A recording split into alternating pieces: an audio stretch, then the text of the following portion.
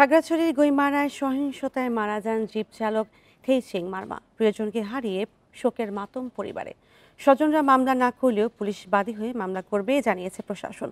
সেনাবাহিনী বলছে ক্ষতিগ্রস্ত পরিবারগুলোকে সব ধরনের সহায়তা দেওয়া হবে। এদিকে সহিংসতার ঘটনায় তদন্তে 5 সদস্যের কমিটি করেছে জেলা প্রশাসন।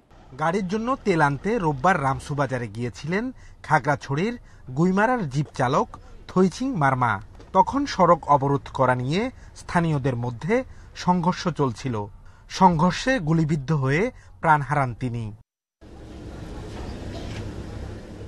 থইচিং মারমাকে হারিয়ে তার পরিবারে এখন শোকের মাতম। ঘরে 9 মাসের অন্তঃসত্ত্বা স্ত্রী, কিন্তু সন্তান জন্মের আগেই তরুণ থইচিংয়ের চলে যাওয়া মানতে পারছেন না স্বজনরা। পরিবারের ভবিষ্যৎ নিয়ে শঙ্কা তাদের। তেল নিতে বের হয়েছে 5-10 মিনিটের মধ্যে শুনছি যে গুলি লাগছে। ছেলে আমাদের সংসার, ছেলে বৌমা এখন সামনে ডেলিভারি হবে না তারিখে। এদিকে সন্তান হারালেও কোনো মামলা করতে চান না থইচিং মারমার বাবা। ভবিষ্যতে যেন কোনো বাবার বুক খালি না হয় এমনই প্রত্যাশা তার। বিচার চাই যে যাহাতে আরো আগামীতে যাহাতে আমার মতো বুক খালি না মতো এরকম আমি বিচার চাইতেছি। ইতোমধ্যে নিহতের পরিবারের সঙ্গে দেখা করেছে প্রশাসন। সংঘাতের কেন্দ্র গুইমারার রামসুবাজারও পরিদর্শন করেছেন তারা।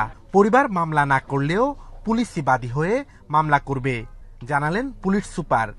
খাগড়াছড়ি ঘটনা আমরা দেখছি এবং এখানে অবশ্যই মামলা হবে। মামলা প্রক্রিয়াধীন, আজকে মামলা হয়ে যাবে এবং এখানে যাদের দোকান ভাঙচুর হয়েছে বা লুটপাট হয়েছে তাদেরকে আমরা নিয়ে আসতেছি থানায়, তারা বাদী হয়ে মামলা করতে পারে। ক্ষতিগ্রস্ত পরিবারগুলোর পুনর্বাসনের পাশাপাশি সব ধরনের সহায়তার কথা জানিয়েছে সেনাবাহিনী। পূর্ব পরিকল্পিত ষড়যন্ত্রের অংশ এবং আমরা যেটা বুঝতে পারছি যে এটা একটা বৃহৎ আকারের কোনো ষড়যন্ত্রের একটা অংশ বিশেষ। এদিকে খাগড়াছড়ির গুইমারার সহিংসতার ঘটনায় 5 সদস্যের তদন্ত কমিটি গঠন করেছে জেলা প্রশাসন। Abdullah Rakib, independent news, Khagrachari.